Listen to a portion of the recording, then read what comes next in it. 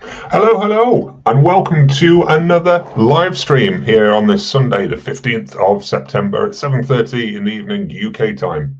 Hope you're all doing well. Glenn is meant to be with us, but he's just struggling with his camera, and I'm going to get him on as soon as he joins us, which will be appearing just here. And I've seen him pop up, which is just in the nick of time. Hello, Glenn. Hi, How are you? I'm panicking a little bit. I'm currently on my iPhone. Yeah. While my laptop does an update, which Very was good. yeah, it was on earlier. I switched it back on, and for whatever reason, the camera isn't working. So I've now got to do an update, which is really annoying. But I'm with you. Hi. I was all ready to do this on my own for a little bit as well while you sorted it out, but you're with us, so that's fine. So I'm here, mate. Say the hellos while you're tinkering away on your keyboard Go and computer. So, hello, Glenn. Hello. No, I'm going to say hello to them in the room as well, because Jeremy's been with us for a few minutes and we've just been chatting it up in the chat there. So, hello, Jeremy. I'm going to say it out loud this time. Glad you are with us. Anthony Lepiello is with us as well. Good afternoon, Anthony. Hope you're well and hope the weather is nice where you are, because it's hideous here in the UK. I don't know what you think. And Indie Phantom is with him as well. Hey, Indie Phantom, nice to have you here. And hello to Jeremy again. He says hello, Glenn. Hi, Jeremy. How are you? Yeah, so today I wanted to just bring up, I don't know if you've noticed the sheer amount, the limited edition and steelbook winter madness, because it's been going absolutely crackers. So we've got that to discuss today, among other things. But I just want to say hi to a couple of other people that have just popped in as well. We've got Ridley Stimmer with us. Hey, it has been a bit for both of us, I think. It's been a bit. It has been a bit. Yeah. John Robinson is with us. Good afternoon. John, well. Evening, yes. And Brian Smith is with us as well. Hi, Brian Smith. Brian. And it's hot and humid where Anthony is. Ah. Yeah, hot and humid here. No, it's cold and a bit damp and a bit rubbish here, isn't it? A bit humid, yeah. Yeah. So, yeah, to kick it off while you're shaky cam, I saw something this week. I think I sent it to you anyway, but something this week on social media. And you know, my videos have gone on to collecting a lot and things like that. And this just bewilders me. It was this post I saw here. Someone had picked up a bunch of DVDs, finally finished sorting out. I can't read it. It's blocked out 2,000 odd DVDs I got for $100. Yeah. Got 630 that I didn't already have. Now have 4,904 in total. 1,272 that haven't been watched yet. Even if I live to 100, I won't be able to watch them all. And it kind of this kind of sent home the message about how we collect, what we collect, and how much we collect. Because this guy has bought all these discs and is even admitted to himself that even if he lives, he's not going to be able to. Yeah. Yeah. And what are your thoughts on this size collection? You know, it's nice to have the option of being able to pull whatever you want from the shelves. I mean, you name a movie, you've probably got it there. You can go and pull it from the shelf and watch it without the worry if it's streaming or anything like that. But is there a need for that kind of volume to sit in your collection? How much space does this stuff take? Well, I mean, ultimately, I think he's purely purchased that on the price because he's seen it as an absolute bargain, so he's kind of gone for it. But did you say there's over 2,000 discs? It was the and there's only 400 and something that he doesn't already own. Yeah, 2,000. I think it was 2,000 discs. Yeah, they got, and 630 they didn't already have. 630. Okay, right. So literally, there's only a third of them that he doesn't already own. So he's double dipped on 2/3 of the titles. Yeah. Great.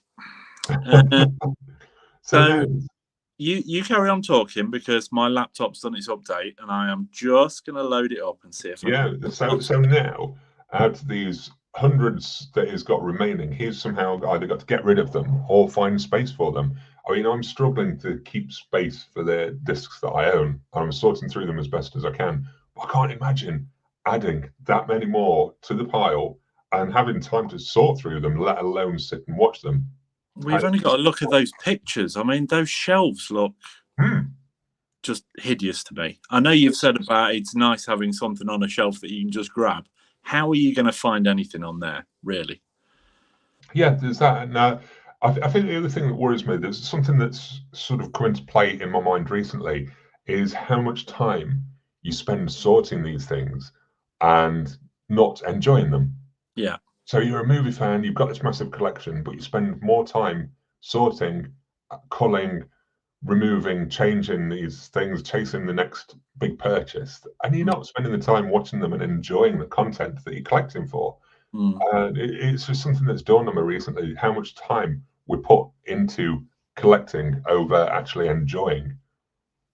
But I don't know if that's just a me thing. But yes. Wait. I might be up. I might be running. Hang on. We've got Slim Fan with us as well. He just says hi on there.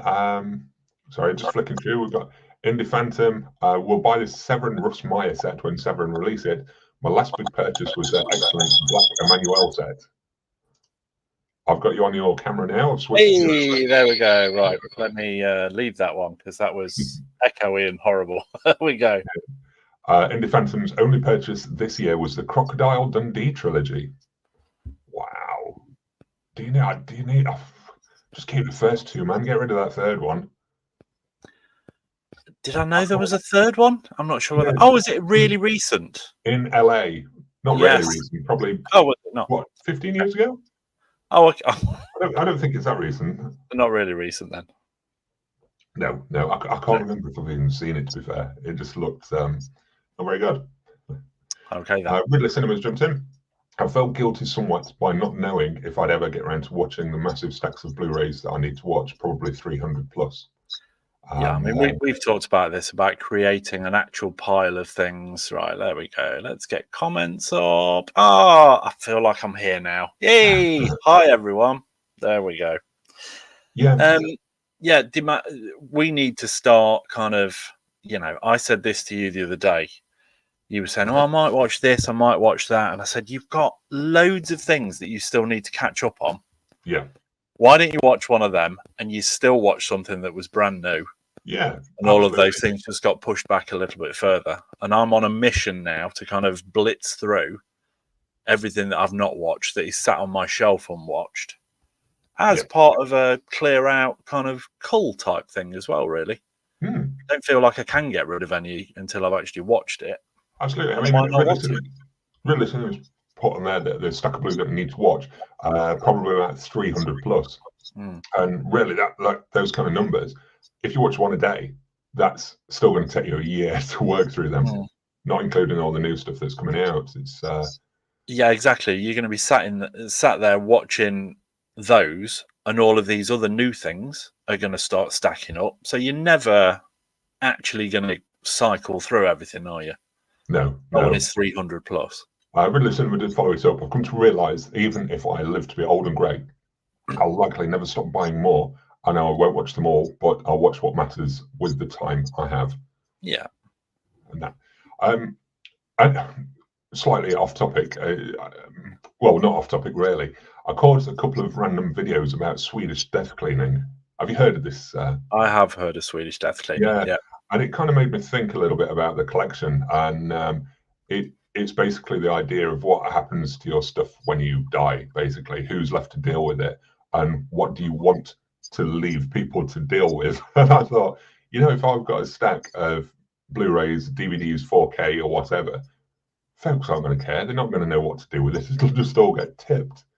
They will go marching down to CEX and they'll go, do you want credit or do you want cash? I'll just have cash. I'm not going to buy anything else. Yeah. And that's where it goes. CEX, Skip, or the charity shops. Yeah. You've just got to hang around for longer, haven't you? Yes. Long life. Sorry, I'm skipping ahead. There's more comments coming in and I'm throwing off. Well, bright side, the more downhill Hollywood goes, the more we can watch of our collection. Which is true, Jeremy. I don't know if I recently mentioned to Glenn that I'm pretty much giving up on Netflix movies because they've been just forgettable and pretty weak, really. And I don't know if I'll get more enjoyment out of revisiting some that I already have in my collection or watching the things in my collection that I haven't got around to yet. Although I did say to you last night, we watched Rebel Ridge on Netflix, and it's good. It is good. It very much reminded me of. Are you thirsty, Phil? Yeah. Reminded me of a little bit First Blood, but not in the same kind of violent way. But a guy that's kind of been done wrong by a police force when he's done absolutely nothing to deserve it, kind of thing. It's very well written, very well acted. For Netflix, it's strong. Because I know Netflix just churn out kind of a billion different things a week, and sometimes the quality isn't great, but, you know, they're a streaming service and they want to fire things out there to keep subscribers interested and things like that. Yeah. But this is actually quite high end for them. It's good. It's well worth a look. If anybody has seen it or needs to watch something, it's worthwhile. I'll give it a look. Yeah. Even though it's a Netflix movie, I might take your word and give it a look. Indie Phantom just jumped in about the Crocodile Dundee trilogy. He hasn't seen the third Crocodile Dundee, but it was all three in the same package, and it was only $10. $10. I mean, you know, There's two I enjoyed. Those two were great. Slipknot fan, we might come back to this. No, we'll do it now. The Northman was on TV yesterday. I think it was on. Someone messaged me. I think it was on Channel 5 in the UK. Saw it in the cinema. Northman was on Channel 5. That seems on Channel 5. Yeah. Wow, that feels really early. Yeah, Slipknot fan says he saw it in the cinema, but seeing it on TV helped reinforce my first impression that it's one of the best shot movies I've ever seen. I'm glad you thought that because, lots of efforts were made. There really were. I can tell you some stories, and I might do one day, but for now, I'll not bore you. I'll keep that on to a separate one when I talk about my acting. But yeah, a lot of effort was made on that movie for how it looked, and some late nights were had, some early mornings just to capture the right light. It was difficult. Jeremy, my pile is down to 2 series and 2 OVAs. That's is that just stuff that you've not watched yet, Jeremy? What's an OVA? What am I missing? I'm not sure what it stands for. It's to do with the anime series and things like that. Oh, okay. I believe. Which I think this anime series can have loads of episodes, as far as I know. Correct me if I'm wrong. But yeah. Silent Hill's with us as well. A couple more people who dropped in that we've not said hi to. So it's hi, Silent Hill. Hi to Jerry Cheer. Very good evening. Jerry. Nice to join the banter again. Oh, thanks, Jerry. Give me some banter, Glenn. Give me some banter. Yeah. Silent Hill, waiting for Alien Romulus Steelbook, Glenn. He's waiting for Steelbook. Biscuit Tim book. He's waiting for it. I think the artwork's quite nice, though. If it's the one that I've seen where it's very red, very black. What is it with posters this year that are all red and black? It seems to be quite a thing. Long legs and what else? Alien Romulus had like 20 on posters. So he had 1,000,001. I loved it. I kept sending them you, didn't I? There was the IMAX one and the Dolby one and various different things. But I feel like the Steelbook's a red one where it's kind of like face on and the face huggers on profile and face huggers on the face. It's quite, but it's still a biscuit, Tim. They're just waiting for the people to start keeping the sewing kits inside of them and things like that. Yeah, very small sewing kits. They're the new sewing kits. Yeah. Jerry Cheer, I hear from a reliable source that the upcoming Terminator 4K is being done by Park Road Post Studio, and Cameron is supervising the restoration. Abomination. Wasn't there quite a lot of backlash about Terminator 2 on 4K? I don't know if it was colour grading or just actual quality of the picture or what, but I think we feel like there was a bit of a backlash, wasn't there? Yeah, I think it scrubbed out too much digital noise and gave that waxy look to them. Indie Phantom, joins you with Rebel Ridge. Is from a solid director, did Blue Ruin and Green Room. Oh, okay. I didn't realise that. Green Room. That was really Green good. Room is a good film. Yeah, It had a scene in it that actually made me wince at the screen. There's not many films that can do that now, but yeah, I was like, oh. I think it's to do with a box cutter. I can't remember rightly, but okay. Yeah, it was good. Silent Hill's asking, I'll leave this one with you, Glenn. What is the value of steelbooks over time? Is it worth it? I mean, it's hard to know, isn't it? Because it's, there will be some that hold their value, but it's what somebody's willing to pay for it, isn't it? Yeah. I was having this conversation with somebody the other day about Funko Pops, and they're convinced that Funko Pops are still this great investment. They're really not. There's a handful of ones that are a really good investment, and you look at some of the ridiculous prices that they get. I think there was one that was what's the most expensive one ever? Oh, Clockwork Orange. And they billed it as being worth like $16,500 or something, and somebody ended up paying over $30,000 for a Funko Pop, which, as we're aware, is like 5 cents worth of plastic. So it's what people are willing to pay. But I just think with steelbooks, as we've said before, they just get re-released and re-released so many times it just dilutes what anything's worth. That's what I was about to say. That I remember having a few steelbooks that were fetching a lot on. I wouldn't say they were worth a lot. They were fetching a lot of money on eBay, and then there was a new edition or new cover art or some new variant of it came out from a retailer, maybe like Zavvi, and then all of a sudden the perceived value just drops right down, and suddenly this thing that was fetching 70-80 quid, no one wants it for a tenner now. Yeah. It's I don't think it's worth keeping them as an investment or thinking they'll gain value over time, because you just can't predict it. And I've banged on about this in the past. I think if you're buying something like that, crack it open and watch the film inside, because buy it because you want it, don't buy it as an investment, because I think it's too risky, too hit and miss. Don't leave everything sealed. If you're buying a film, buy a film because you're going to watch the film. Exactly. Jeremy's just jumped in. Funko Pop is the modern Beanie Baby. Yeah. Honestly, I think the market's just going to fall out of them. For the first time ever, about 2 months ago, I saw some in a charity shop. And I think as soon as that starts happening, it's kind of only going one way. Yeah. I'm just going to do a couple more comments, and then we might jump onto topic, because there's a couple of things there, and I've noticed a couple of comments about what I've left in the description below. So I'll just do a couple more comments and then on to topic. Jeremy's just commented that when his grandfather died, he left me his VHS collection, a few hundred. I held on to it for 6 years, watched them all, eventually sold them all. The ones I liked, I upgraded to DVD or Blu Ray. That's good. If you can get use out of them, then it's good. It's just I don't think there's much value in the VHS, depending on when you sell them. Some of them are now, to be honest. Again, that's what I say. It's one of them, and it's not. You can't really predict the titles, to be honest. No.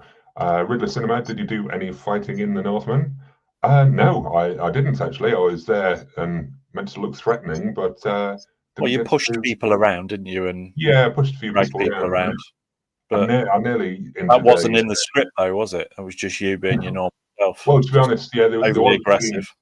There was a scene when I was stomping down a mountain, stomping down to grab Anya, and there's an extra that was kind of in my way, and I was stomping away, and I just naturally get out of my way, and I literally nearly pushed him over the fence into the pig pen. He went flying. All the guys behind the scenes were like, "Did you see that extra fly?" I was like, "No, I was going for what I needed to do. I didn't see him." Yeah. I never tracked him down to say sorry. Actually, I didn't mean to do it, but stay out of my way. That's because he died. Oh dear. Well, it looked good on screen, and that's all that matters. Anthony's just commented, looking through the link description, I see one that I like, and it's the Watership Down box set, if it's region 1. Now, this kind of brings me to topic, and this is why I want to get to topic before we carry on. So I'm talking about all these limited editions and all these pre-orders.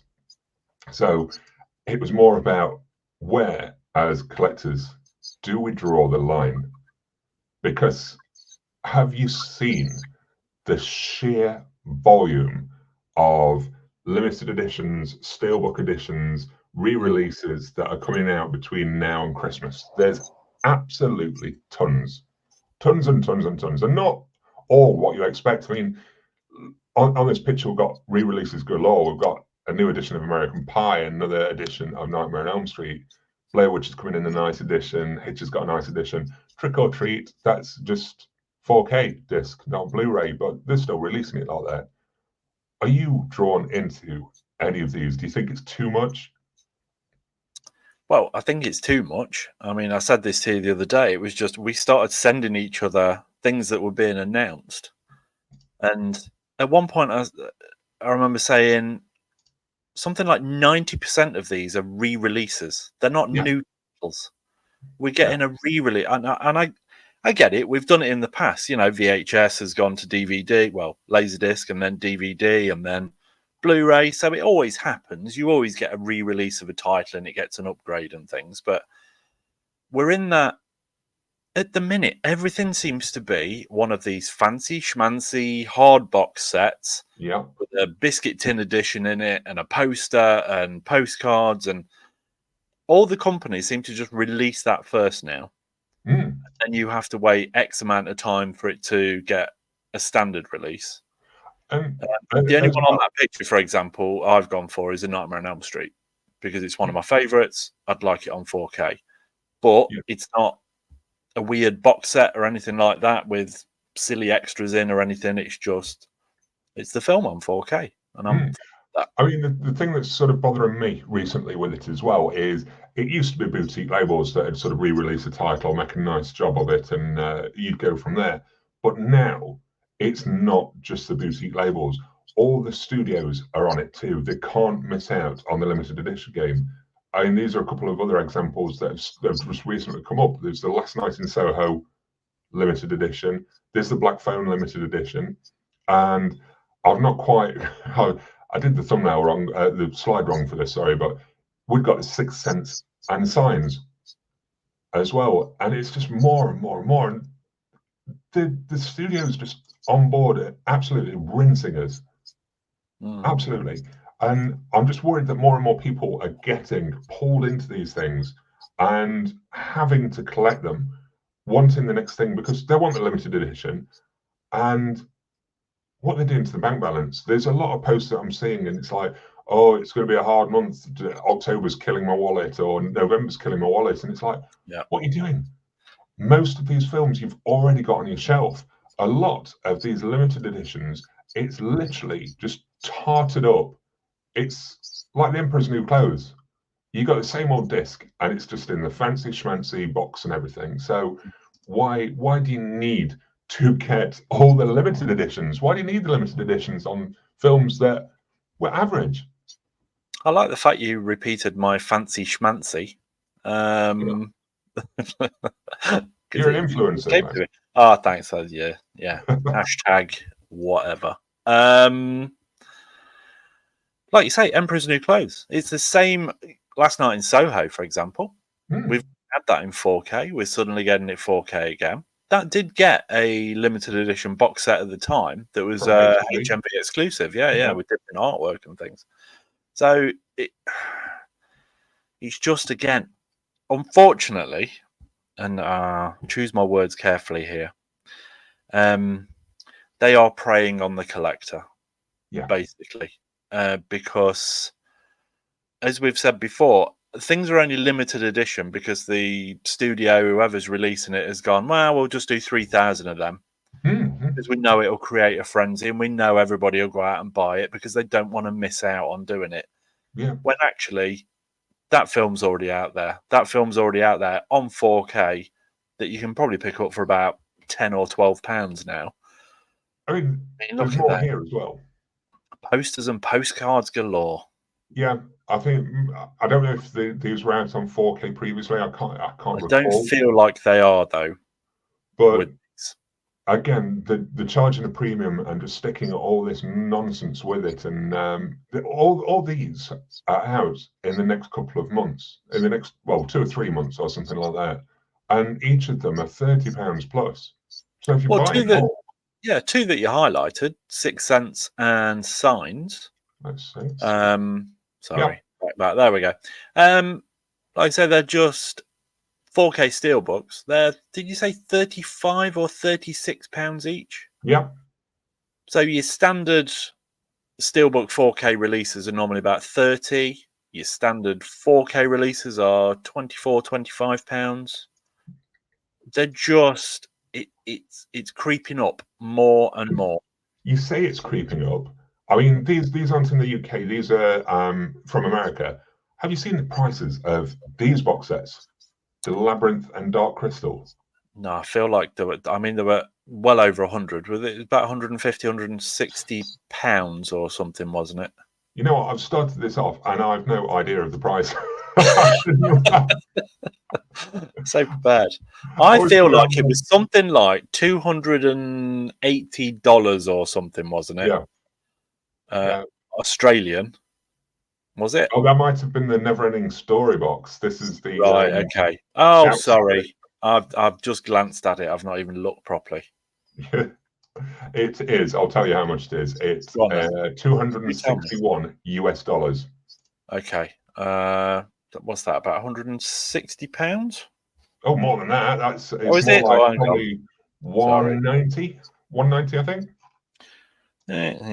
.com. What were we dollar wise? Sorry, $260. $260 converted to. Do I want to accept cookies? Yes, let's accept. Come on, cookies. conversion wizard, sort it out. Yeah, I'm doing it. Convert. Current going rate, we are £198.96. Yeah. So £200. Yeah, that Never-Ending Story one. So that was getting on for about 200 as well. So yeah, it just bothers me that they're all jumping on the bandwagon and collectors are just being absolutely rinsed. Can you call them back up, the Labyrinth picture and the Dark Crystal one? I think it's a load of balls that you get with it. Well, the Labyrinth one's a ball. Hey, and the Dark Crystal one's a crystal. You did. Oh, that's brilliant. You get a crystal with the dark. I don't know how they come up with it. I don't know how they come up with it. I really don't. It's going to be plastic, isn't it?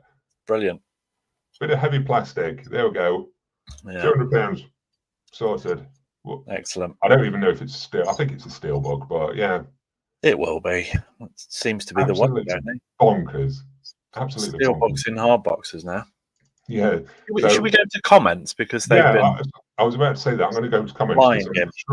I'm sure we've got stuff there that people want to add and jump in on this one. So, yeah, Anthony did mention the Watership Down box set. So some of these collections and things like that I've linked in the comments below, and they've all got affiliate links because I'm now an affiliate of Amazon and Railwaves and things like that. So I've put a bunch of descriptions in there, but it's getting that much of a thing that Railwaves now has a special section for collector's editions and steelbooks. So you can click the link and it's just all collector's editions and steelbooks because it's that big of a thing and they know they're rinsing the money out of it. And Watership Down was a box set that's coming soon that I saw listed on there. I can't remember if it was UK or US, but yeah, there was a link on there for Watership Down as well. So unfortunately, you may need to click an affiliate link to go and check the region coding, but I think it's UK, but I dare say US would get some kind of release as well anyway. Right, Ridley Cinema. This last week's release for Kingdom of the Planet of the Apes was infuriating. Local Target did not get a shipment, but they had the tags out. I'm seeing that more and more on some videos as well. They've got the shelf space, but not the stock. Yeah. Yeah. Enready said thank you for the heads up on Rebel Ridge. Indie Phantom, not a great year for movies, but faves were Kinds of Kindness and Maxine so far. And sorry, I've probably gone off topic a little bit again. Yeah, new Blu-ray got in the mail for Jeremy was 2 TV series and then 2 OVAs. OVA stands for Original Video Animation, kind of like mini-movies, mini-series of anime. So it was every day is a school day. Yes. It's as simple as that. Let me just skip through a little bit. I will come back to the comments in a moment. But I'm trying to find the ones that are talking about limited editions. Where are we? There we go, Jeremy. I draw the line at art cards and folded poster. If that's the only special inclusion, I'll wait for a standard release. Yeah. Yeah, I tend to do that. When it's just art cards and posters, I tend to hold off and... Yeah. But it's Point Break, isn't it? It's Point Break. Yeah, It's fine. and it was no more expensive than a standard release. No, it was a standard It just price. so happened that they put them in there. So I will defend both of our actions for purchasing that. Ridley Cinema, even though American Pie likely doesn't take full advantage of 4K capabilities, I still want it. You know what, Ridley Cinema, I've been in the same boat recently because I love American Pie and I keep seeing it more and more. It keeps exposing itself to me and it tempts me with each exposure. There would be. Silent Hill, it's like, hey, we give you a poster, some postcards and a steelbook, give us your money. At least I will send some postcards to our family, especially Elm Street ones. Good for you. I don't know anybody that actually uses the postcards. No, that's quite nice to hear that some of them get Yeah, absolutely.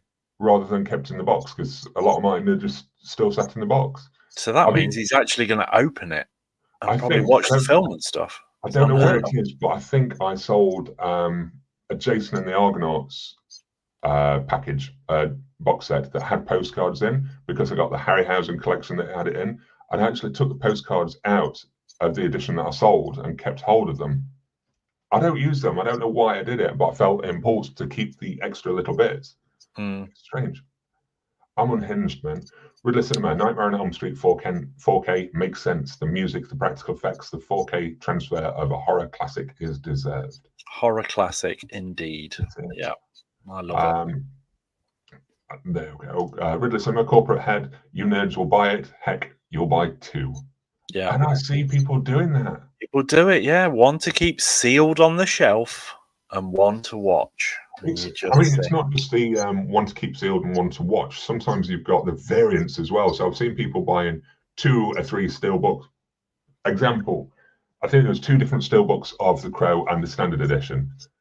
And I saw people buying this sort of standard edition non-steel book, and they bought the 2 variants of the steelbook as well. And it's the same disc. They bought 3 variants of probably £25-35 each, and the standard release. I just waited a couple of months, and I've got the standard release on the 2 for £30.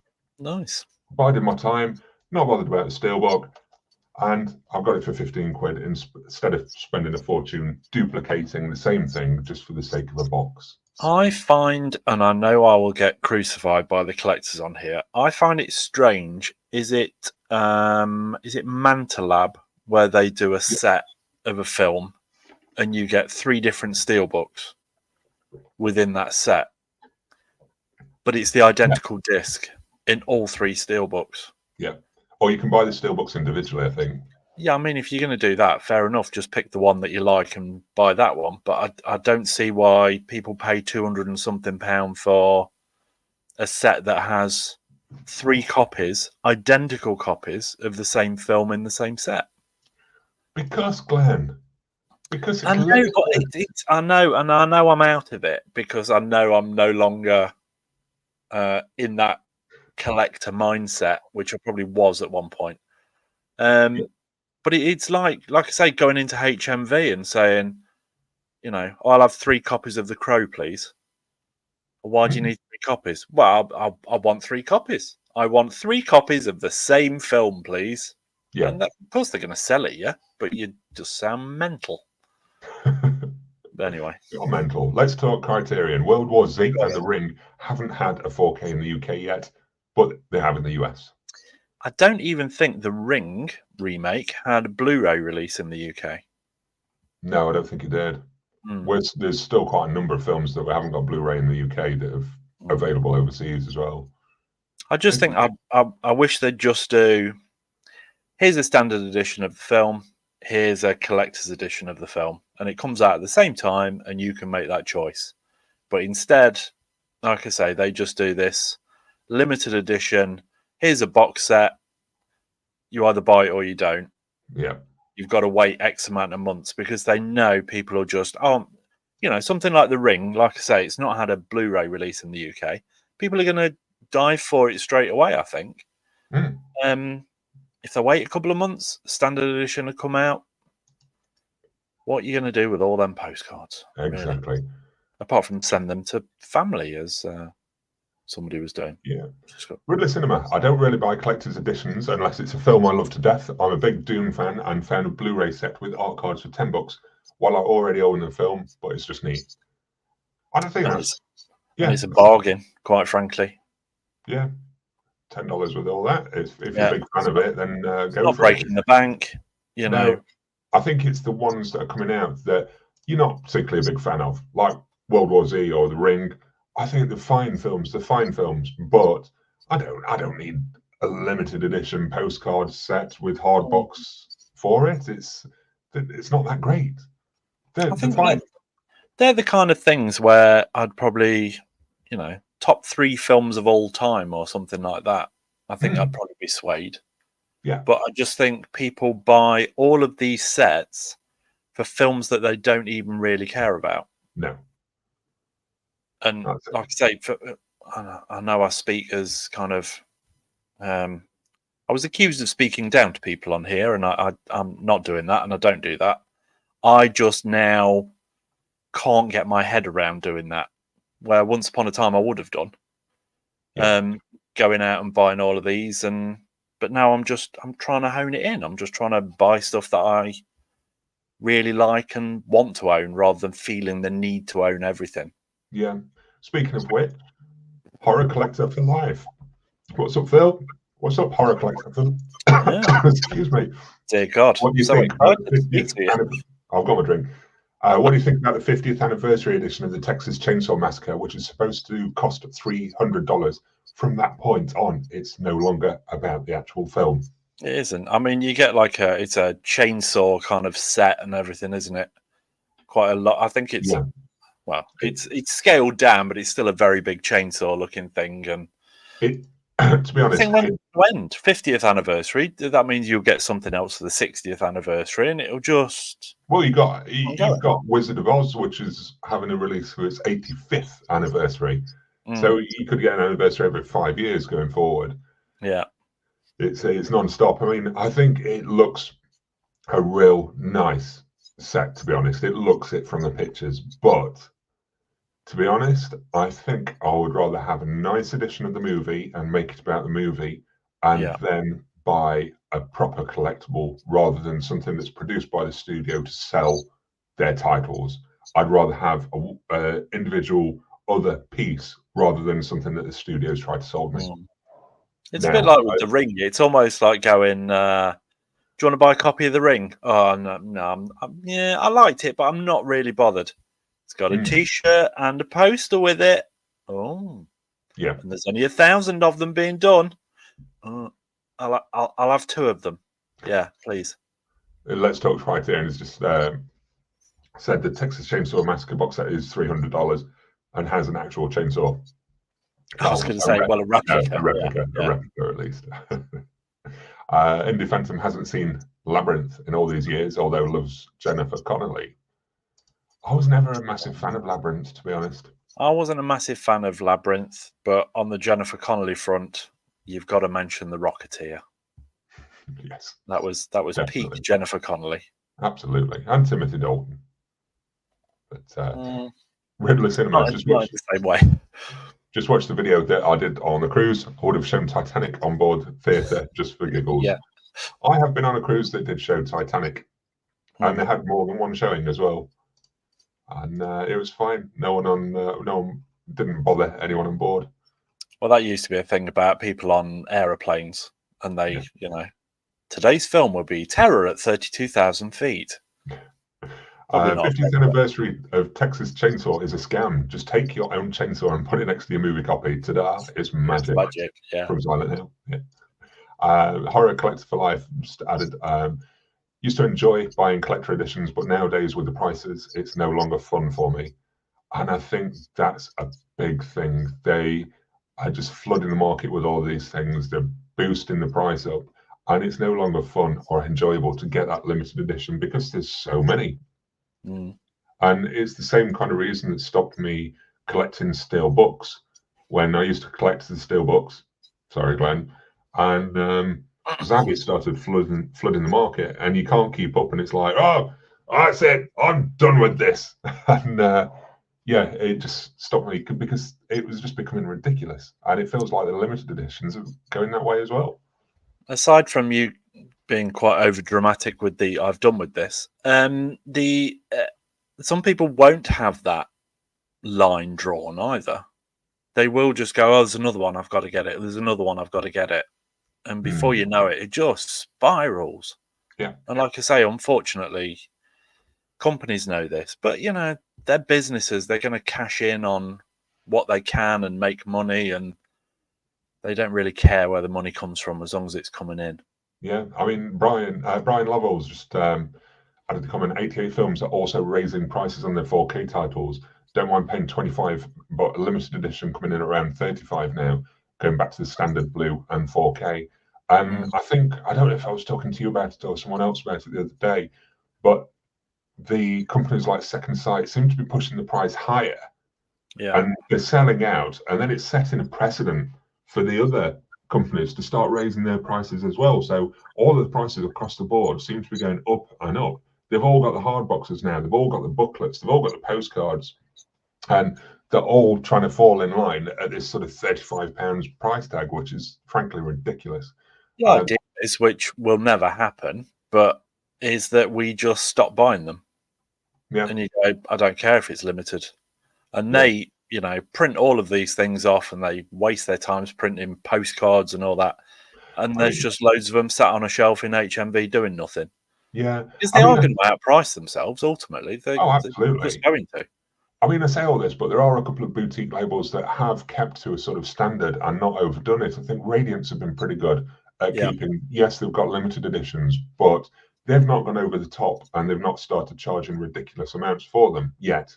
I don't know if they will do, but I mean, early days with Radiance, they're only doing Blu-ray as well, aren't they? And they've not actually done. Have they done an actual box set? I don't think so. Has it just been individual? I mean, yeah. So I mean, it'd be nice if they stayed that way. Yeah, Treasured Films have been doing all right price-wise as well, but they're only sort of 4 or 5 movies released in. Because I ordered the hardbox edition of You Might Be the Killer. But I think that was like 18 quid, 19 quid. And that's for a hardbox edition. So why, if they can do it to those prices when they're a new company trying to make a mark for themselves, why can't these bigger companies do it as well? Yeah, they probably need more revenue to, you know, get themselves off the ground properly. But these big companies are just... Is it just the license prices that are just crippling them? Potentially, yeah. So do they need to keep it limited if that's so? I don't know. Is it part of the deal? There's too many things to go into that. It's there's a lot of factors. Variables. Ultimately, everything's still got to be affordable for us as a consumer. Otherwise, you know, it just, we don't buy. It's as simple as that. Ridley Cinema, what do you think of the 100 years of Warner Brothers sets with a dozen or so films that have come out recently? I'm not a fan of those sets because I no longer like buying sets when probably 50% of them I just don't need or want or care about. I don't know about you. I quite like them in a way of, they do seem very selective with what they're putting in there, and they are what you would deem classic movies, well thought of movies. They're not slipping things in there that are a bit trash, which can often happen with some box sets. I've had Indian food this afternoon. It's decided to rejoin me. The only box set I've got like that is one of the early Warner Brothers ones where it was like 5 titles. And I think it's got Wizard of Oz, Singing in the Rain. What else was in that set? Phill, Rebel Without a Cause, Citizen Kane, which I still haven't watched, which is going to end up being a running joke on this channel. You're a running joke on this channel. And something else. Nothing? And something else, but I can't remember. But I think sometimes with these sets, it's nice to, as long as the the company has the best of intentions to actually put something out with classic movies in there, it's sometimes a nice way to discover films that you probably wouldn't have picked up as an individual release. Yeah. But because they're in there, you'll give it a try, and you know, If it might you're be a whole new learning curve for you. Who knows? Back to the buying the multiples. Ridley Cinema added one to watch, one to keep sealed, one for my dog. One for your dog. In case one Money breaks, to throw the whole around. festival agreed. Jeremy's just given me a bit of a push. Thank you, Pimp. Thank you, Jeremy. Don't forget to like, subscribe, share, hit the notification button, and join Patreon. Do all of those things. Thank you for the nudge, Jeremy. I always forget to mention them whenever I'm doing these things. Don't need it when you got Jeremy. So well, I've dumped loads of links down on this one for the affiliate. I've dumped all the links to the upcoming limited editions and things like that, and I've also linked up the gear that I'm using to stream on and all that trash, so I can start hopefully earning a bit and pumping the money back into live streams and getting Glenn some proper microphone and cameras. Harsh. Joking, there's nothing wrong with this. Look how classy this is. What more do you need? Classy. But yes, I probably do need a new camera. Yeah. But I will buy that myself. Oh, fine. That's kind of how I Can I still use it for my tax return if you give me a receipt? I'm I'm joking. Anyway, Brian Lovell. I'm buying for the movies and not for the extra packaging. I'll pick up the odd limited edition for a film that I really like. Well, like I say, that's, you know, picking them up for films that you really like. But how many times have we pointed out to each other where somebody will go, "Oh, I've bought this mega box set of such and such," and somebody in their comments will put, "Oh, I didn't really like that," and they'll go, "Yeah, I didn't really like it either, but the set's so nice." You think, go back to being, and I've said this before, and I'll repeat myself again. We're probably all on here because ultimately, once upon a time, we were all film fans. And this has all kind of stemmed from that. And we need to get back to being film fans and not just physical media collectors and things like that.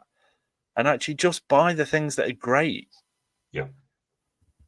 And not get fleeced by these companies. I nearly swore then. Oh, my word. Fleeced by these companies that are just after your money. You know, get the best possible edition film-wise of the things that you love, but don't get suckered in by these companies to buy everything. Yeah, you know, we've done it numerous times though. But I'm fine when it's listen to an upgrade in quality. No, when it's an upgrade in quality, like from DVD to, like I say, we did Laserdisc, but it was so short-lived. Let's kind of leave that out of there, really. DVD to Blu-ray, huge leap. Blu-ray to 4K is quite a huge leap if it's done correctly and it's the right film.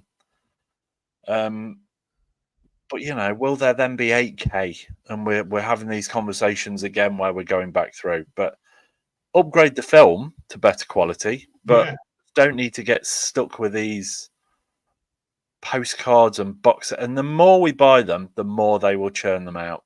And it shows, doesn't it? Yeah. With all these pre-orders, it's keep buying them. As Wilco just commented, only thing I have on pre-order is Longlegs, but I don't know when the UK release is happening. Yeah, it's only 4K steelbook, isn't it? Yeah, we're not going to 4K standard release. Might do eventually. They want to bring I'm sure we will. Money first. Yeah. Jeremy, why can't I get a limited edition set with a free wheel of cheese? Toiletry coupons, a few bucks off a sandwich somewhere. I'd rather have those instead of poster or art cards. Wheel of cheese sounds good. A wheel. Anthony Lipiello, look through the description for Watership Down, and it's definitely UK release and not US. Not US release. Yeah. Ridley Cinema. Collector's sets are also nice set pieces to make a collection look flashy. You can't actually put a lot of these on the shelf. It's a top shelf display piece. And I mean, as flashy as they look, how many people come to your house and look at your collection of flashy pieces on the shelf? It's not that many. And them that come to my house, if I've got anything flashy like that, they don't give a damn. They don't care. They don't care that I've got a special set of a certain film that I really like. They're just not interested. And again, with these sets, I just think, oh God, this is where I'm so careful to try and not trip myself up and offend everybody. If you're buying a Blu-ray set or a 4K set or whatever, it's fine if you're actually going to watch that Blu-ray or you're going to watch that 4K. It's when people pay £80+ for some kind of set, and then it just sits on the shelf wrapped in cellophane. And people buy these things because they go, oh, it's really nice. It's got this badge and it's got postcards and it's got a poster and it's this, that, and the other. But then they never see them. They never get them out of the box. They never touch them. You don't even know if they're in there. Yeah. Because you've kept it in cellophane. It just... Buy these sets if you want to buy these sets, but actually enjoy the set. Crack them open. Have a look. If that poster means so much to you, get that poster out. Put it on your wall. Yeah. If you're just keeping it in the packaging, there's no point having it. Oh my God, I'm ranting. Go back to comments. Yes, let's talk Criterion. We can now see that 4K of Rocketeer now that we're seeing Sixth Sense and Signs as it's a... Oh, that's very true. Yeah. And that would be one I would get on 4K, which... Yeah. Unfortunately, some of the effects might not look that great in 4K, but no, nostalgia will see you through. To be honest, when I saw it on Disney Plus, not probably a couple of months ago, it didn't look particularly bad. No, there was a couple of quite dicey moments, but for its age, it was fine. It was fine. I'm only thinking of the early shots where.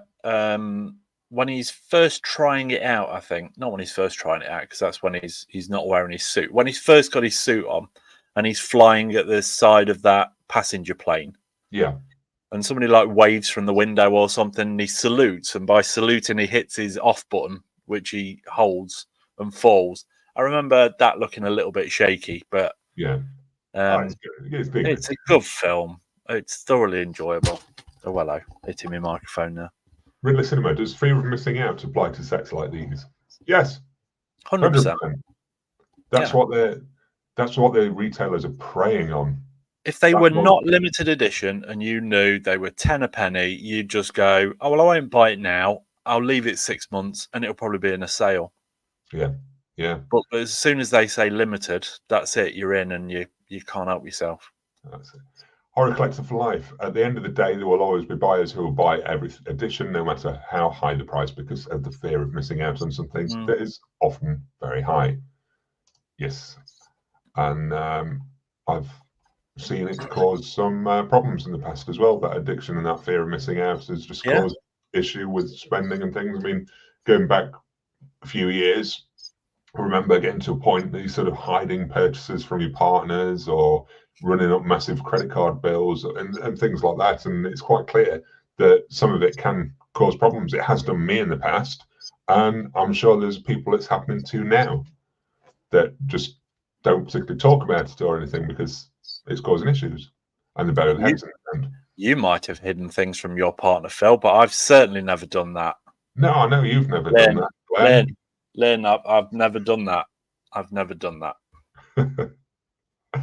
Ridley Cinema, Phill being a troll with the filters. Yeah. Yeah. He doesn't get out much, honestly. It's his little outlet. Yes. Yeah. Kenro, Phill, your house is about to get blown away like Wizard of Oz. You can only save one item from your collection. What do you save? Oh. What I like there is he's automatically assumed you're going to abandon your wife and kids. You're just going to grab. They're not in my collection though. Really. Yeah. I've saved my Apple TV box because that holds a library of movies. Good thinking. Good thinking. I don't think there's a particular collectible that I'd want to save. There's nothing collectible wise that I'm that enamored with. I'd love you out sat on the curbside crying as your house burns and a firefighter goes in and the firefighter comes back out and he's cradling your Apple TV box and you go, oh, thank you so much. Oh, you're a lifesaver. Ridley Cinemas just commented, I didn't realize how big the VHS market was until I joined the Facebook group. You really could watch nothing but VHS and big content. Be content, yeah. It's amazing what's that. Well, you say that until it gets chewed around the heads on your player, and then you go, give me a DVD or a Blu-ray. Yeah. Outpost 31 has just pointed out another re-release, new edition, Pet Cemetery 35th anniversary 4K, including the tat, 30 quid. Standard 4K, part of the 2 for 30. It is 2 for 30 in HMV, yeah. Or you could pay twice as much and get some tat. Yeah. Jeremy, I'm here because Phil talked about the topics no other physical media channel was talking about. I stayed for the Inside Fun community, Glenn, and this Sunday stream. It's my new Friday night dinner. Oh, you know what, Jeremy? You're always so supportive, Jeremy. I don't know if we've sparked something, but I've noticed a couple of other sort of film, physical media type YouTube channels have started to linger onto the topics that I've been covering. The negative side of collecting, yes, it seems to be cropping up more and more. But I need to get more creative and better with my videos to do these people in, or find their addresses, seek them out, and beat them with a big stick. But then once you have it and enjoy it for a short time, but how long till it blends into the rest of your collection and it's just an expensive paperweight you barely look at? That's what I've been finding. I love sorting through my collection and rediscovering films I just forgot I had that I was very, very interested in watching at one point. Isn't it mad though that we're talking about a collection where we go, oh, I forgot I got that? That's how big we're talking collection wise. Yeah.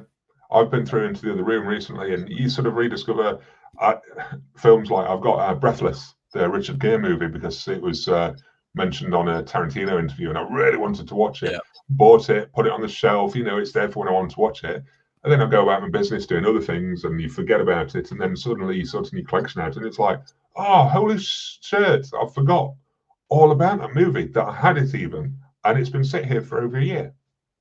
One of the earliest second sight releases. Disappeared. Yeah. Jeremy is chiming in. Thank you, Jeremy. 52 watching, 19 likes. What are you all doing with your hands? Like the Dawn stream. Share the Dawn stream. Shame on you. Shame on you. Out if you don't. There we go. What are you all doing with your hands?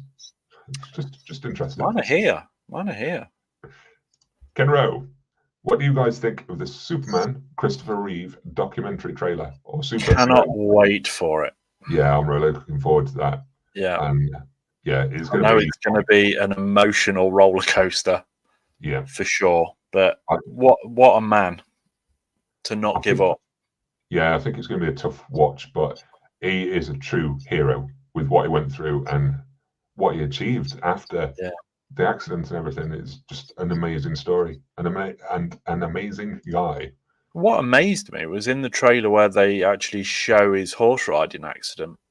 I've not seen it. I didn't think I saw that. Oh, okay. It's only there as a snippet. It doesn't look that bad. He doesn't seem to land that strangely, but clearly he did, and I was astounded by it, to be honest. But like I say, I think emotional roller coaster is what it's going to be, but I can't wait for it. Yeah, I really hope it's on at the cinema, to be fair. Yeah, I would love to go and see that. Outpost 31, interested to know how many films do you both have in your collections? Number wise, I couldn't tell you. It's a lot less than what it used to be. It's kind of there-ish. I think I did an estimation a while back. I think I had like 1,300 movies or something like that, which to me started to feel like it was ridiculous numbers, because I started to do the calculations. If I watch 2 films a week, how long will it take me? And when it was getting to the tens of years, it was like, this is just too much. It's too much. I can't revisit them all and take in all the new stuff that's coming out as well. So do I need to keep it?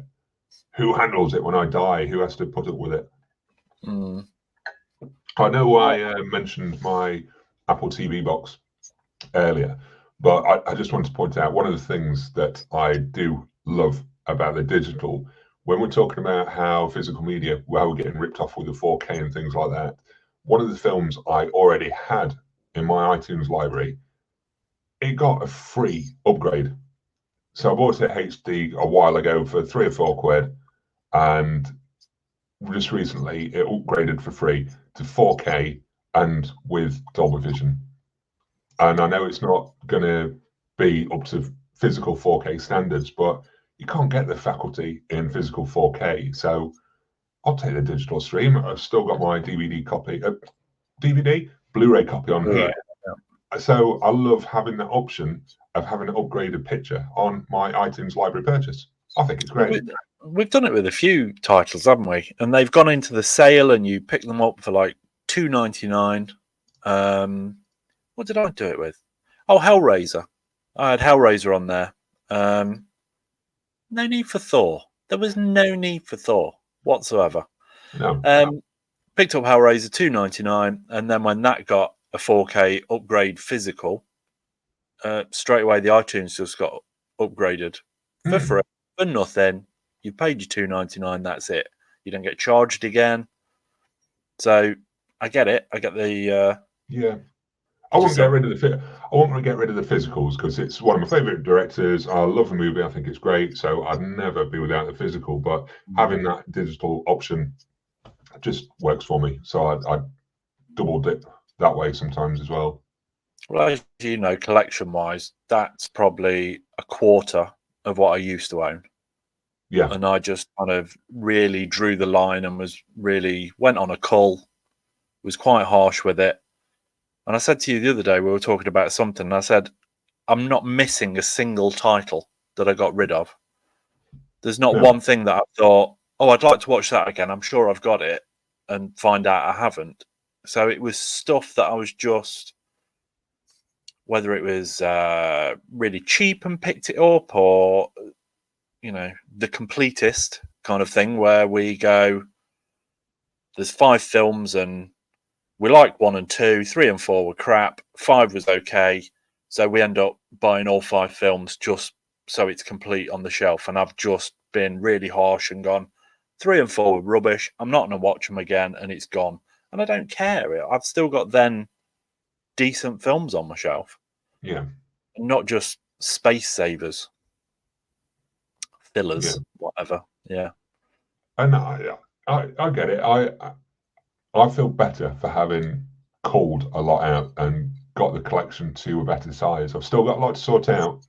I've still got a lot to go through, but I like that I can now see everything on my shelf. There's no piles everywhere. There's nothing stacked anywhere it shouldn't be, and it's all together on the shelves. And I can add things to it. There's a bit of space there that I can put more on if I need to, but I want to take it to sort of 1 in, 1 out rule at some point as well. So when I get it to a certain place, if I can do 1 in, 1 out, then over time, my collection will get stronger and stronger for films that I love, because I'm always going to be getting rid of the worst of them, hopefully. Yeah, I think ultimately you'll come to a point where your collection is things that you really like. Yeah. And that's fine. That's kind of, you know, where we, like now, I could, you know, if we said a film title, I could go over there and I could find it straight away. It's not lost in the crowd. Someone throw a movie name out. Get Glenn to go and fetch it. No, because it might be something I don't own. Come on, run, Forrest, run. True. Can't run. Again, I've had Indian food this afternoon, and I'm wearing me joggers, so nice. I don't want to run over there, but yeah. I'm just going to go back to the comments on Robinson. I've just seen Jeremy's comment, but yeah, I'm going to come down to that. Yeah. As it was Friday the 13th, I managed to watch my Scream Factory collection this weekend. Oh, well done you, John. Yeah. Any particular favourite Friday the 13th movie in there? John really didn't do a lot other than eat and go to the toilet this weekend whilst watching all of the Friday the 13th films. Yes. Ridley Cinema. I buy a lot of weird, unique titles. I found a local indie film on Blu Ray at a discount store that was a superhero film made for kids. Make a Wish. I've not heard of that one. I've not heard of that one either. No. Is it worth checking out? Probably not. I don't think so. Local indie. You had me at local indie. Horror Collector for Life. Phil and Glenn, what do you think of the Hammer Horror Studio film series? I love this old horror atmosphere, and of course the actors like Christopher Lee, Peter Cushing, and Michael River. Yeah, I mean, I've said in the past, my kind of introduction to horror was the old Universal monsters, and then my dad was a huge fan of the Hammer stuff, so he used to let me stay up and watch some of the Hammer things. I love the Christopher Lee Dracula movies, the early ones, not so much the later ones, where it's like AD 1974 or whatever it was, and things like that. They were flogging a dead horse at that point, but it's something that I've never really delved into. No, either myself. I've never been that enthused about delving into it, and it's never been a thing through growing up. The original Dracula. Well, I say the original Dracula, the original Hammer Dracula with Christopher Lee as Dracula and Peter Cushing as Van Helsing it's perfect. I could watch it over and over again. It's a great film. Good. I do have a special edition of that, but is it a hard box? No, it isn't a hard box. It's not a hard box. It's not 4K. It's just I don't know what came in it actually. I don't even think it's got postcards. Maybe it's not a special edition. Maybe I don't even own it. No, I do. Jerry Carr, between movies, series, audio dramas, music down to under 2,000. Although I have 100 gig of audio dramas on the computer that he needs. Cool. So there. Do you? They're not taking up any space though, are they? They're just sat there, so I wouldn't worry about it. Yeah. Do you listen to audio dramas while you're working or anything like that, Jeremy, or any particular times? I tend to listen to audiobooks while I'm at work and kind of half shut off to them. While I'm at working, it's the audiobooks in the ears. You don't like anybody you work with and would rather not listen to them in any way, shape, or form. I'll tell you what, I got I'm kind of new to the AirPods thing, and these are bloody incredible for the noise isolation. I freaking love them, and yeah, I'm very impressed. But anyway, Ridley Cinema. Put it in your affiliate link. No, I've not linked that one up yet. Dear Apple, I love your products. I'll do a full video on that. Ridley Cinema just got this title called Mind Melters. It's got 30 plus releases under the title. The one I bought had a few stop motion shorts and indie heavy metal concerts. That sounds hideous. Ken Rowe. Gosh, I feel. But... Yeah. Stephen King adaptation, The Life of Chuck, wins a Toronto Film Festival award tonight. Mike Flanagan directed. I've been following it. I saw Mike Flanagan's acceptance speech this afternoon from his house. He was really touched by it, and it was the People's Choice Award at TIFF, Public Choice or whatever it was. Yeah, I really like the look of it. Obviously, like Stephen King, we like Mike Flanagan. I'm not a big fan of what's his face, Loki, but I'm going to go with it. Tom Hiddleston. I'm going to go with it because the film looks great and sounds, again, another emotional roller coaster, but it sounds like it would be quite a joyous thing. I've not actually read the short story, so I'm purposely not going to now so I can go in blind. Good. Jerry Carr agrees with you, Glenn. Don't need every sequel. Why keep what you don't enjoy? Yeah, like I say, yeah, but that was name something on my shelf. I don't own Trances, Jeremy Carr. Dolph Lundgren Punisher. I don't own that. Dolph Lundgren. I said we had a conversation about Dolph Lundgren earlier in the week, didn't I? Didn't we? Sorry. Because 88 Films have finally properly announced that they are releasing Masters of the Universe in a lovely limited edition slipcovery kind of set. And I thought, sorry? I think it's called the Deluxe Edition. Oh, okay. Yeah. The Dolph Lux. Yeah, there's a link below in the description if you want to go and check it out, Glenn. Oh, okay. So can I just point out, I didn't know this. I'm not like Phil's PA. And by PA, I don't mean piece of ass. Personal assistant. So, Master of the Universe I thought, oh, I'll see if that's streaming anywhere because I've not seen it for such a long time. Found it it's streaming free on Amazon Prime, people. Free on Amazon Prime. You don't need to go and buy it. And I got through about 15 minutes of it. And oh my God, Dolph Lundgren was awful. But I didn't remember him being that terrible. He was like, you know, when people do really bad Sylvester Stallone impressions, they kind of like that all the time. It's Dolph Lundgren. He was awful in it. Absolutely terrible. Anyway. Yeah. Moving on. Sorry, you got me there. Ridley Cinema. Yeah. I don't know if I'll ever slow down my collecting. I've been collecting for a decade now, and at the moment I'm just too dependent on it personally. Maybe that might change in another decade. How old are you, Ridley Cinema?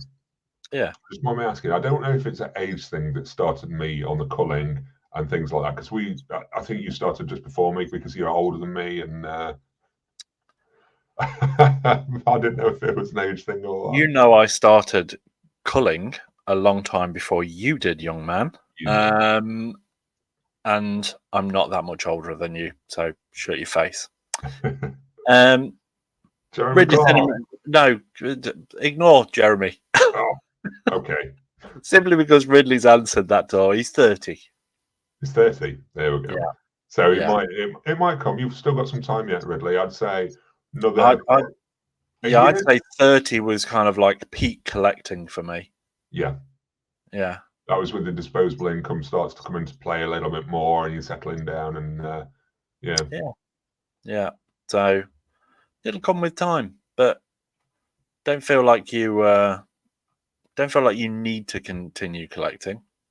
Just if you want to continue collecting, that's fine, but you never need to. Yeah.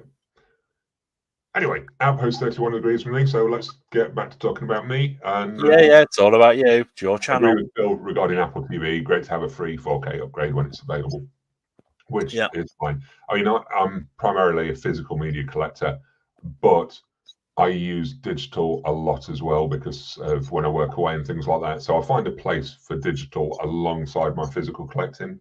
So I will always, if it's a favorite film, I'll always get the physical, but I might just have it on digital as well.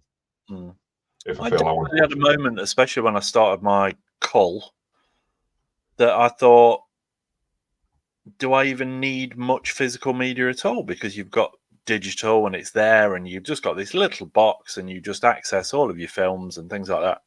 And then I kind of went into a little bit of a meltdown where I was thinking, you're spending all this money on these films, but you never actually own them. No. They're owned by somebody else, and all you have done is bought a key to kind of access them.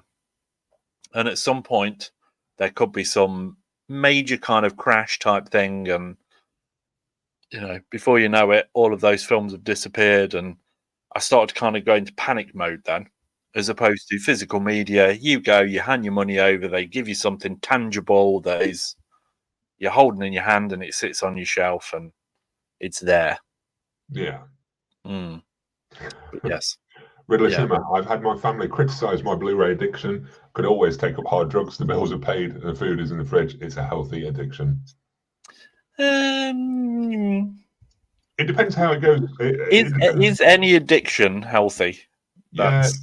It depends how far it goes and if it does start to affect anything, I think is the... If he's not doing any harm, let's, go with it. No. Jeremy Carr just responded to the audio dramas. He listens to them while working, in transit to working on projects. When I catch up on my Blu-ray, I'll do a binge until the next parcel comes. Lol. It's lol. You miss lol off the end. Lol. Lots of laughs. I like listening to books when I'm working or whatever. Is he not laughing out loud? Lots of laughs, laughing out loud. I thought he was laughing out loud. What is that? Don't do that again. No, not doing that again. Anyway, Slimknot fan says LOL. Yeah, laughing out loud. Yeah. Outpost 31, talking to Mike Flanagan, wish Midnight Mass got a physical disc release. Yes. I think Now, I think you HMV? might, as well as me, both own a dodgy copy of Midnight Mass. Who does? Do you not? No, I've not. Oh, I've just confessed to owning one then. That's All good. right. Yeah, I don't yeah, think yeah. I don't think I did anyway. No. Yeah. No, I'm a big Mike Flanagan fan, so I did want it on the shelf. I loved it. Anyway, Midnight Mass. So until we get a proper one, yes, I did buy a dodgy one. Horror Collective Alive. Off topic. Phill, when was the last time you had fish and chips? And do you know a store where you can find the best? It's a good question, and I can answer straight away. Go on. You answer, because. So we go to, I don't know if you're in the UK, Horror Collective for Life, but we go to Whitby quite a lot. And Whitby is supposedly like the home of fish and chips. And there's a Rick Stein restaurant there called the Magpie, and everybody raves about it. And we went, and it's okay. It's not great. There's one further down the road that's got a horrible name, which is Mr. Chips, which makes it sound like it's going to be awful. They are so much better. We thought they were the, this is a long, obviously we've just been to Wales and we've just had fish and chips somewhere else that somebody absolutely loved. Anyway, so we then went to a place called Phill, which is in Yorkshire, right on the coast, and found this little fish and chip shop where it's got a restaurant, but if you have a takeaway, it's like a little like hole in the wall. Can you remember like the old newsagent-y kind of things where you just kind of queue up and it's just, you can literally just like fit one person in. It's called Jay's in Phill. It's the greatest fish and chips I've ever had in my life. It's amazing. We had it more than once in 1 week because it was so good. Nice. So if anybody's in Yorkshire, head to Phill, head to CJ's. It's, Tell them Glenn sent you and get 10% off. No, that's not a thing. Anyway, I always find that fish and chips always taste better on the seafront, no matter where on you the go. seafront. No, maybe it's just the fresh fish or what, but it always tastes better. Just open, loads of salt and vinegar, sit somewhere nice, looking at the sea. Yeah, they do. They always do. We had some good fish and chips when we went to Cleethorpes as well, on the pier, and I forgot the name of the place, but it was on the pier. It was really quite a big place, and we sat outside. Just it's quite a big place. It's good. Yeah, it's a good big fish place. on there. There we go. Yeah. Sorry, it took me a while. Sorry. That's all right. Jeremy, what's yours and Glenn's favourite fish to eat? What, as in fish and chip shop? It's got to be cod. Goes without saying. This has gone really off topic, hasn't it? I will have place chips and peas if I went to a restaurant. We went to a really nice seafood restaurant while I was away last week. And did I have fish? No, I didn't. I'll name a couple of random ones that aren't on fish and chips that I really like, but I love a good bit of swordfish and tuna steak, a proper tuna steak. Really? Yeah, proper one. Yeah. I like a tuna steak when they've rolled it in like sesame seeds and things like that, and you just sear it in the pan ever so slightly. That's always good. Rainbow trout, that's nice. Let's come off this topipic. I eat mackerel quite a bit at home now. I try and get one oily fish portion in a day, and it tends to come in tin mackerel form. So I have a portion of oily fish a day in the form of tin mackerel. While I was on holiday for breakfast, I was having smoked haddock or smoked kippers with poached eggs and things like that, and that was really nice. Kedgeree. Yeah, kedgeree's good. But anyway. Yeah. Anyway. With us talking about fish, one thing I did want to bring up. It's got nothing to do with this will be seamless. Go on then. Now, quite a while ago, I'm talking years ago, I looked at starting a Facebook page and getting people chatting about movies and things like that. So I set it up with Glenn as a moderator, and we did about 3 or 4 posts and then just gave up on it, didn't we? Just fizzled, didn't it? I never closed that Facebook page down. So I've been thinking, I'm kind of talking with Glenn in resurrecting the Facebook page, which would kind of feed into my channel on YouTube, but allow Glenn to post and perhaps interact with any followers that are on here over on the Facebook page. So if anyone was interested, then let me know in the comments. The Facebook page is, or was, I can change the name if needed to Phill with a double L, but because Glenn would possibly be a moderator on here, I didn't know whether to keep it as Square Eye Geeks. But that is the Facebook page. If you want to join, we're perhaps going to be a little more interactive on there, perhaps get some chats going and things like that, and have some spoiler conversations for movies and things. So yeah, if you're interested, that's the page. And yes, the picture is from that long ago. Glenn has black hair and a black goatee, and yeah, it's an old picture. So we're going to look at getting that. It was never black, but it was dark brown. It just isn't now. It just wasn't on there. But yeah, so we're looking at starting that if people are interested. If not, let me know in the comments, and yeah, just tell us to sling our hook, and we won't worry about it. No one. Post to no one. So, have you done any pickups this week, Glenn? Have I done any pickups this week? I have. I picked up Carnival of Souls on Criterion. I picked up a couple of the... I really enjoyed the early VHS movies, the horror anthology ones.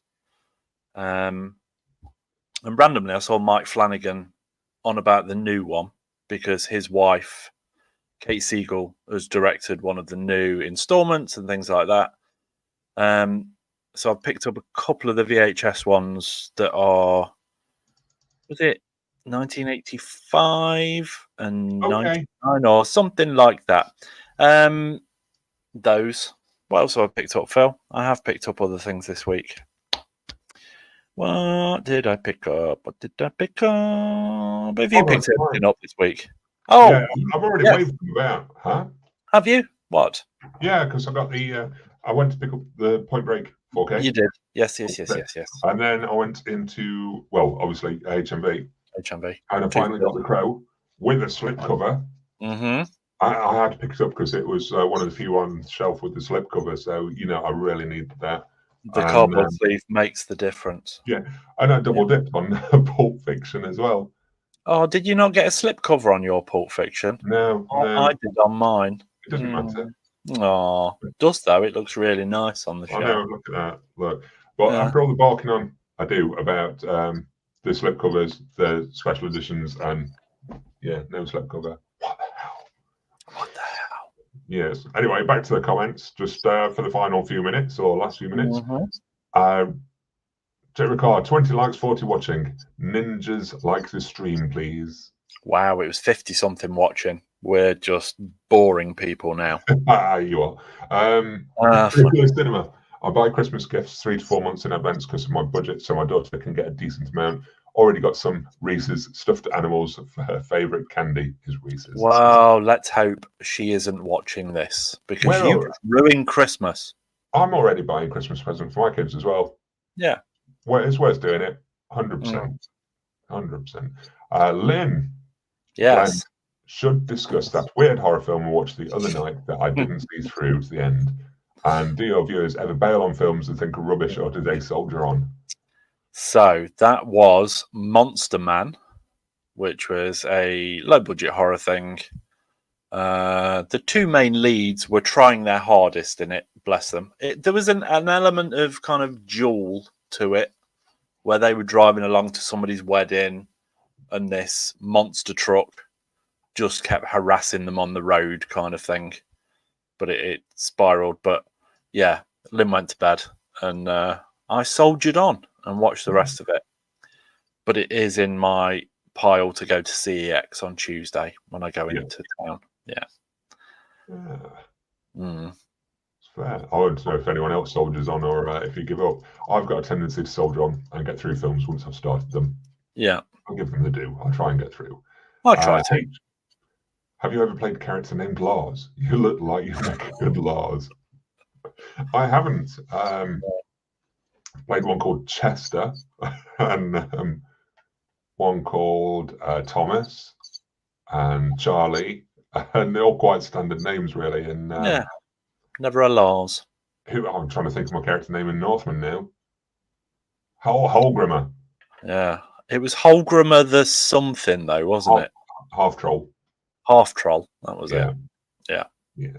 Yeah. Slipknot fan says his Soldiers On. One movie, The Constant Gardener, I thought was so bad it took me 5 days to watch it. It's in 25 minutes. Wow.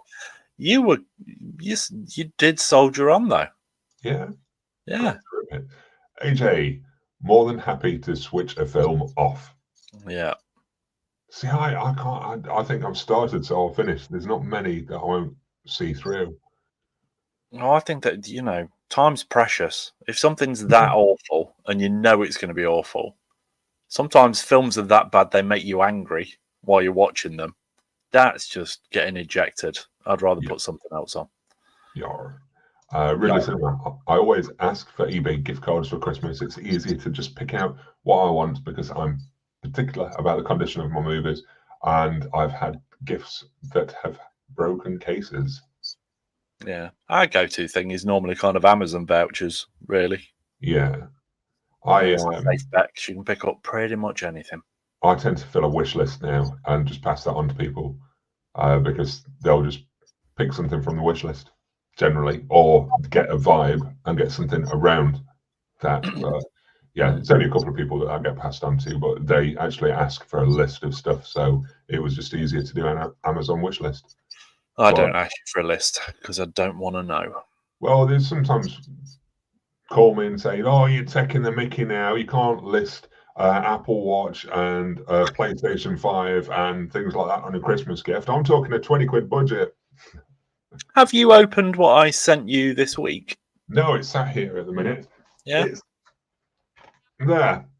Look at all the parcel tape I use. I'm thorough. Yes, thorough. I will get to opening it. Okay. I know what it is, so it's sat here ready. It's ready. Okay. Or should I do it on screen? Should I open it now on screen? It's up to you. Are you allowed to show pornographic material on screen? I can get away with it, I think. Okay. Do it then. Just as do long as it. nipples are covered, I'm fine. I'm good. Oh, okay. I'm covering mine. Does that count? Yeah. John Robinson, I always soldier on as some films can redeem themselves in the final act. And if they don't, then I'll know never to watch again. But is that enough, John? If the film's poor, but then they throw everything at an ending, does that actually save the film? Or is it just I nearly swore. Is it just a crap film with an okay ending? Yeah. Is it enough to redeem the whole thing? There we go. Ridley Cinema. Battle Royale. Out of all the creatures and characters you've played, who would win in a battle to the death? I really don't know. Sassy the Sasquatch. You think? Yeah. Quite possibly. Yeah. Or Ludo from Rise of Skywalker. Wouldn't have been able to move very quick. Or the demon from Village in the Woods. You get cold easily because you were topless. Or the mute actor guy from the Traveling Circus in Frankenstein Chronicles. I'm still going with the Sasquatch. The Sasquatch. The made-up monster. Yeah. Even though Shrek took me out, though. Yeah. Jeremy, what is a film you couldn't make it through and quit in the first 15 minutes?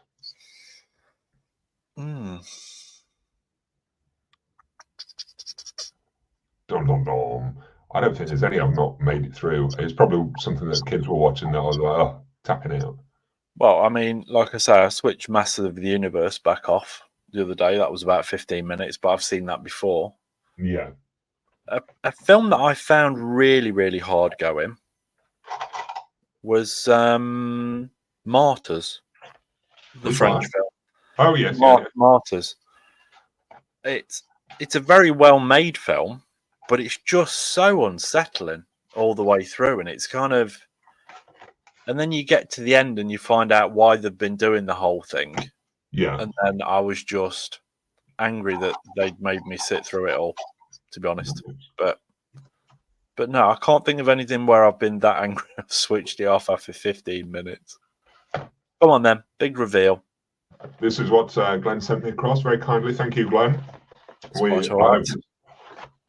think we know that I was expecting this, don't we? Yeah. There. That's the Wandering Earth 2 on Blu-ray. Now these were off a recommendation on your channel, weren't they?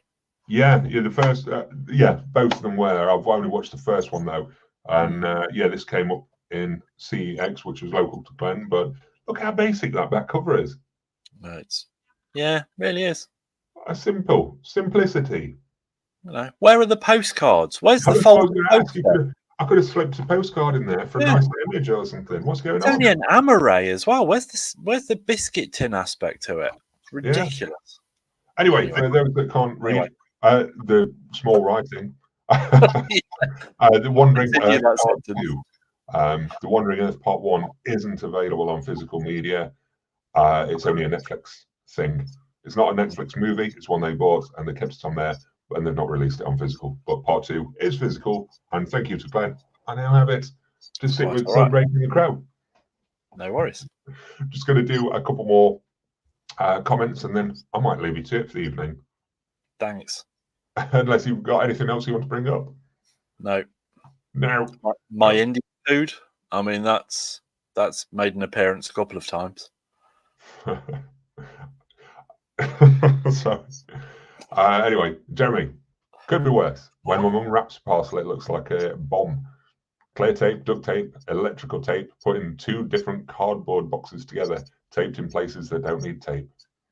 Yeah, Lynn does that with me though. When it's Christmas or birthdays, she'll put like I said, for example, an Amazon gift card or something.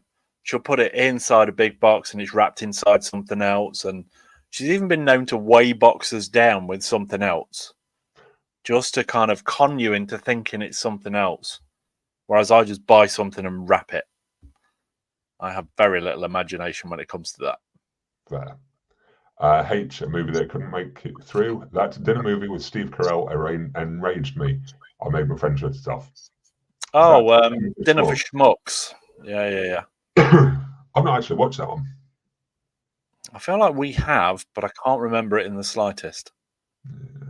So I think that speaks volumes.